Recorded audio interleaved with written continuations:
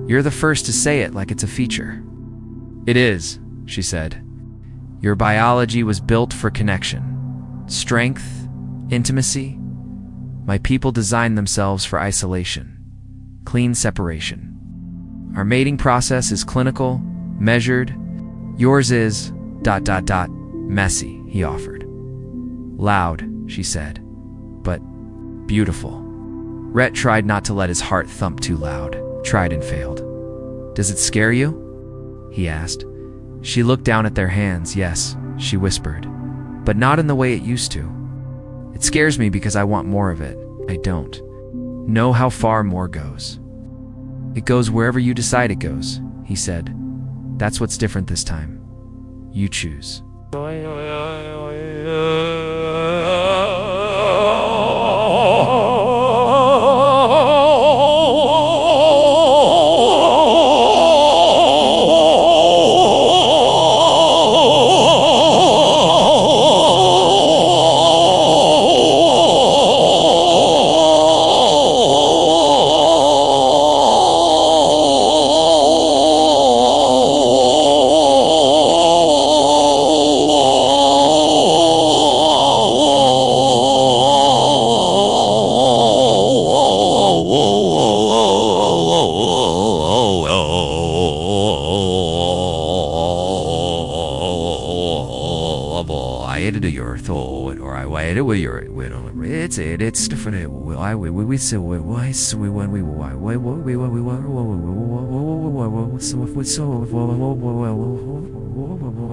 It's different. Sex, she interrupted gently. Not yet. I just want your warmth. I want to know what it's like to fall asleep beside someone who doesn't see me as a specimen. He stood slowly, walked around the table, offered his hand. She took it without hesitation. Together, they walked back to the crew quarters. Not the med bay, not the cryo chamber. The bed. He pulled back the blankets. She crawled in first, curling beneath the sheets like she belonged there. He followed, careful not to touch too fast. She turned toward him, her hand resting lightly on his chest. He stayed still, heart pounding. Your pulse is fast, she murmured. Because you're close. He said, I like it. They didn't kiss, they didn't strip, they didn't rush. They just existed, two bodies learning how to share. Space. How to let heat pass from one skin to another without fear. Her glow slowly faded to a soft, steady blue. Her breathing slowed, her fingers relaxed, and for the first time in his life, Rhett Maddox fell asleep holding something more than a person. He held trust. He held want. And in the dark silence of the ship, finally understood what it meant to be needed not as a weapon or a savior, but as something warmer, something real. Rhett woke before the ship's lights kicked to morning mode. He didn't move right away. Not because he was sore, though. His arm had gone numb under the weight of another person for the first time in years, but because he didn't want to disturb her. Asera was still asleep beside him, curled on her side, one hand resting lightly on his chest, her skin cool but not cold. Her breathing came slow and steady, and in the soft half-light of the cabin, her body still shimmered, faintly pale, silver lines pulsing just beneath the surface of her skin. Like moonlight tangled in veins, it was beautiful, not in a loud way. Not in a way that demanded to be stared at, but in the kind of way that made a man forget what loneliness used to feel like. He'd forgotten what it meant to be near someone without flinching, without keeping one boot on the floor in one hand. Near a sidearm? But now? Now, Rhett just watched her. And for the first time in years, his first waking thought wasn't what could go wrong. It was what comes next. She stirred slightly and murmured something in a language he didn't know, soft, breathy tone like wind. Through trees. Then her eyes fluttered open, glow, dimmed, unfocused. When they found his, she didn't flinch, didn't pull away. Still here, she whispered, didn't move. You were warm? You still are, he replied. Her fingers brushed across his chest, lightly tracing the line of his collarbone. I didn't dream, she said. Not like in cryo. No voices, just silence. Is that good or bad? Different, she said. I think I liked it. They lay in silence for a few minutes more, just breathing. Then she asked, "Do humans always wake up with that?" He blinked. "With what?" She pointed, then raised an eyebrow. Rhett flushed. "Oh, right. Yeah, it's normal. Reflex, not personal." Her head tilted. "Feels personal. Trust me, it's not. I mean, it could be, but it's also just basic anatomy doing. Morning exercises." She stared at him with an unreadable expression. "Then it's impressive. Please don't call it that while I'm trying to be respectful." "I am being respectful," she said. I didn't laugh. Rhett rolled over and groaned into the pillow. She was laughing now, quietly, but it was the first real laugh he'd heard from her, not nervous, not restrained, just real. They got up not long after. He offered her fresh water and showed her how the sonic shower worked. She stood under the heat mist with her eyes closed for nearly 20 minutes, just feeling the warmth soak into her bones. When she emerged, wrapped in a dry thermal sheet, her glow was brighter than he'd ever seen it. He pretended not to stare. She pretended not to notice. Asterisk later. In the galley, they sat across from each other again, this time sharing actual food. Rhett had made something vaguely resembling pancakes. Ysera called them spongy heat discs. He didn't argue. "You keep watching the cum screen," she said between bites. He nodded, waiting to see if those corporate bastards left a tracking beacon on us. "You think they'll come back?" He looked at her, serious now. "I think they'll send something worse next time. Something official, with a warrant and a warship." She set her fork down. "Then we run, maybe," he said. "But running only works for so long." Ysera didn't speak. Her glow dimmed a fraction. "I don't want to disappear again," she said quietly. "You won't." "I've said that before," she replied. "Two people who swore they'd protect me said I was more than data. They lied." "I'm not them," Rhett said. "I don't need your DNA. I don't need your abilities. I just want you here as you are." She looked at him like no one ever had before, like she was studying a creature too rare to be real. "You mean that?" she said. "Yeah, even if I'm broken." "You're not broken," he said. "You're rebuilding." She swallowed hard. "Would it scare you?" she asked. "If I said I wanted to build something with you?" He leaned forward. "No," he said. "It'd scare me if you didn't." The silence that followed wasn't empty. It was thick with meaning. A quiet, undeniable acknowledgement that something had shifted. And then, before she could speak again, the ship's console beeped an alert. "Incoming signal. Encrypted. Long range. Federation. Signatures. Villian overlay." Rhett stood slowly. "That's not a coincidence." He tapped the panel. The message was short, blunt. "To the unregistered freighter broadcasting Ghost Registry ZK-11, we are aware of your unauthorized recovery of research property. Surrender the asset or face impoundment and criminal charge under Interstellar Bioethics Code 7. Response requested within 24 standard hours." Ysera's hand found his. She didn't glow, she burned. Not with fear, with clarity. "We can't go back," she said. "No," Rhett replied. "We go forward." "Where?" "Somewhere with sky," he said. "Somewhere with dirt. Somewhere they won't think to look." "I'm not just running," she said. "I'm choosing. That's different." He nodded. "It is." She pressed closer. Her forehead rested against his. "I want to build something real," she whispered. "Someone who doesn't ask me to shrink."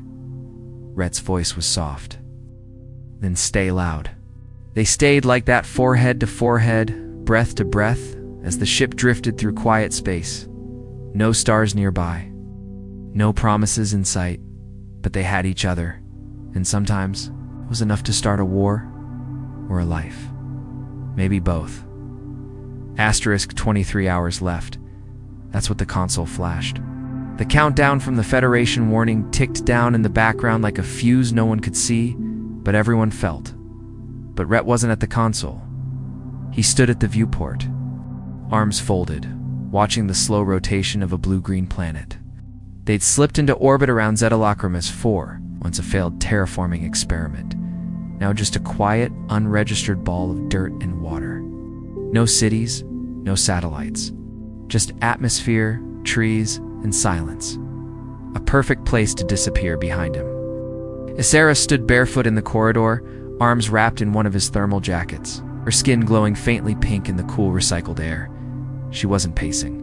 She wasn't panicking. She was watching him. "I think this is the first time I've seen you stop moving," she said. Rhett turned, smiled just a little. "Figured I'd try it before I forget how." She joined him at the window. The planet. Filled half the glass now. Its deep blue oceans, dark green forests, storm systems, curled like sleeping beasts over the equator. It's beautiful. Didn't even have a proper name. It's just a number and a warning label, like me. He looked at her, "Not like you. This place never hurt anyone." She turned to him, serious now. "Neither did I not until they made me." He reached for her hand. She let him take it. "I'm not asking you to forget it," he said. "Just to build something beyond it." "Keep saying that word," she murmured. "Build. What does it mean to you?" Rhett thought for a second. Then, "It means I'm not planning to keep drifting." She squeezed his hand. That night, they landed on the planet's surface. Quiet, careful, no beacon, no trace.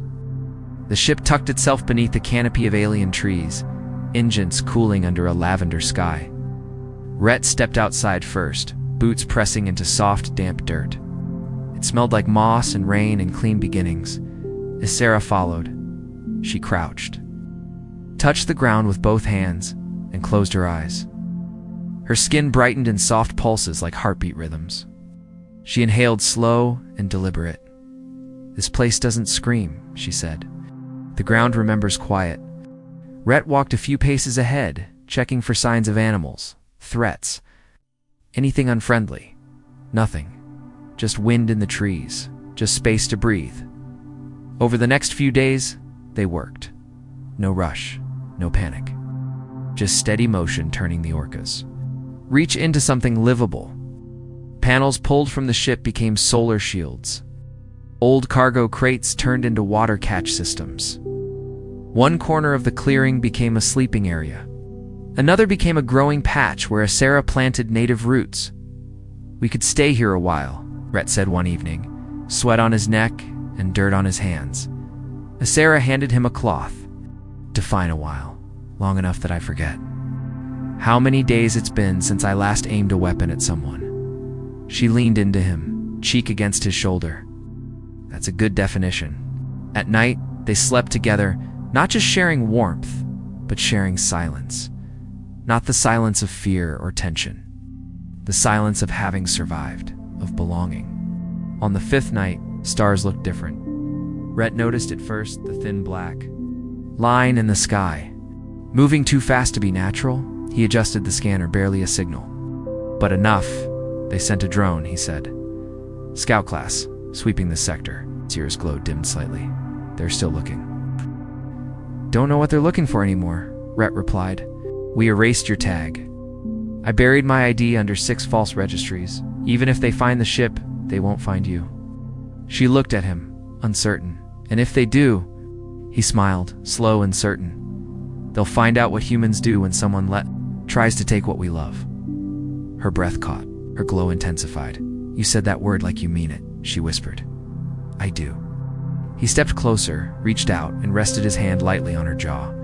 She leaned into it, no fear, no flinch. "Then say it again," she said. He did. "I love you." Her eyes shimmered with light. Her lips parted, but no words came. Instead, she stepped forward and kissed him, not cautious, not questioning, but with full gravity. Their bodies came together like memory and purpose. Her hands tangled in his shirt.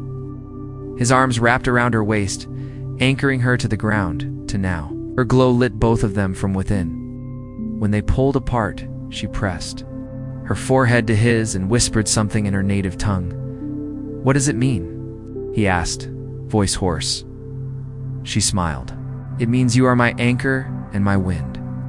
He kissed her again, not out of urgency, but because there was finally time. The drone passed by. Overhead, didn't stop, didn't scan, didn't report, and the forest stayed quiet. The orca's reach sat half dissembled under the trees. More shelter than ship now. The Federation would never think to check this far into failed space. Too quiet, too empty. No reason to look, but to Rhett and Asera, it wasn't empty. It was home. Weeks passed, then months. They grew food, paired systems, built new things out of broken parts. One day, she brought him a tiny glowing sprout, grown from one of her people's last remaining root clusters. "I want to raise something that lives because of choice," she said. "Not programming." They planted it together. She didn't glow that day. She radiated. Sometime later, he didn't know when. Exactly, he felt a shift in her breath as they lay under the stars. A warmth in her body that felt deeper than sleep.